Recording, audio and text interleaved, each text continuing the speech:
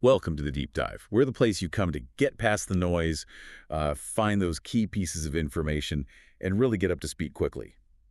Today we are diving deep into the latest around the Israel-Iran situation. It's evolving fast. We've got news reports, official statements, a real mix. We'll be looking at a new lockdown in the West Bank, how countries are responding, and some really interesting intelligence stuff. Exactly. Our job today is to help you connect those dots, not just what is happening, but the why. Why does this lockdown matter now? How are different groups reading the same intelligence? We'll touch on the human side, the big geopolitical moves, and yeah, how even allies can see the same facts differently. Okay, let's start there on the ground. This West Bank lockdown, it feels significant, maybe getting a bit lost in the bigger headlines about Iran.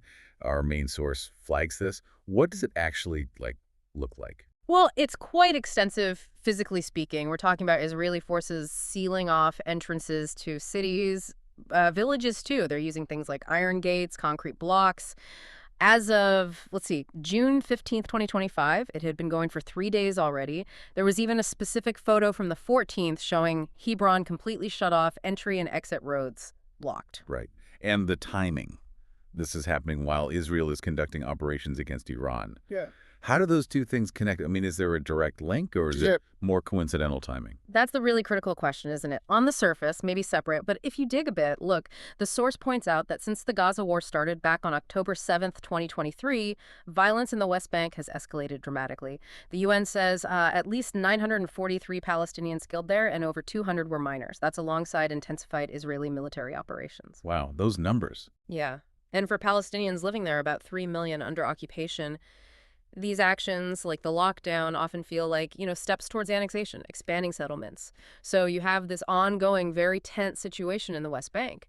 And when there's a big regional flare-up, like with Iran, well, it seems actions in the West Bank can intensify, maybe using the distraction, maybe it's seen as strategically necessary at that moment. It shows how layered it all is. Okay, so a really tense local situation amplified by the regional conflict.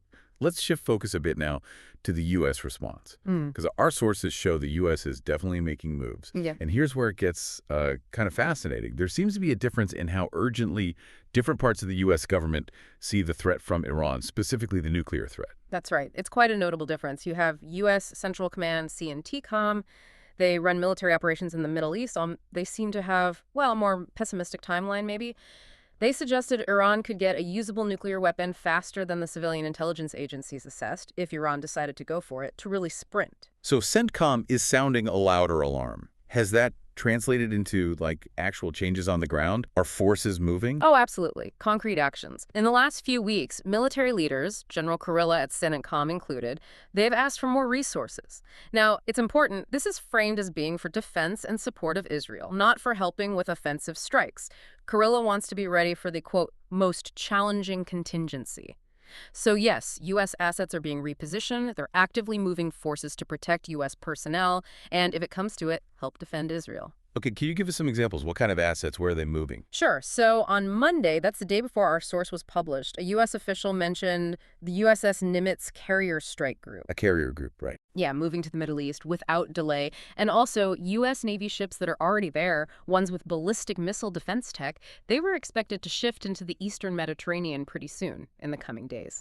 And get this, the official also said U.S. ships had already intercepted missiles defending Israel at least twice over the weekend just passed. So it's active. Wow, okay. Intercepting missiles already. So the U.S. military is clearly acting on its assessment of urgency. Yeah. Which brings us back to this puzzle about intelligence.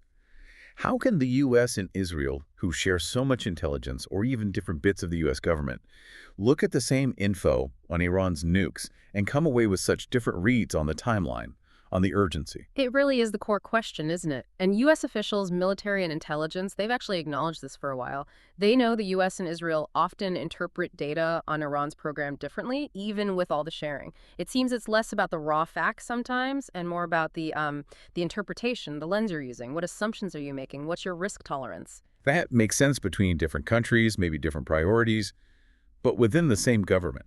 That seems even more striking. And our sources give us that really stark example with Tulsi Gabbard, Trump's DNI, and Trump himself. Yes, exactly. It's quite the illustration. So back in March, Gabbard testified pretty clearly that the U.S. intelligence community assessment was that Iran is not currently building a nuke, and that Ayatollah Khamenei hadn't restarted the specific weapons program he supposedly paused way back in 2003. That was the intelligence community's view she Hey, presented. seems clear enough. But then, not long after, Trump is asked about how close Iran is. He's on Air Force One, tells reporters he thinks they're very close, and he explicitly says, I don't care what you said. I think they were very close to having it. Wow. I don't care what she said. Yeah. It's a direct. It is. Now, Gabbard later tried to smooth it over, saying there was no daylight between her view and Trump's. But the public statements were, well, pretty different. It just perfectly highlights how raw intelligence gets filtered. Is it politics? Is it a different strategic calculation? Maybe just gut feeling or, a particular leader's worldview. The point isn't just that they disagreed. It's how that intelligence got presented and maybe even reshaped based on who was talking and perhaps what conclusion they wanted to reach. Facts become interpretations. So wrapping this up, what we've seen today is this incredibly tangled picture.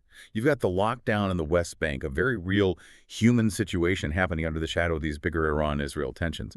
Then you have the U.S. making major military adjustments based on its reading of the threat. And finally, this fascinating, almost deep question about intelligence itself.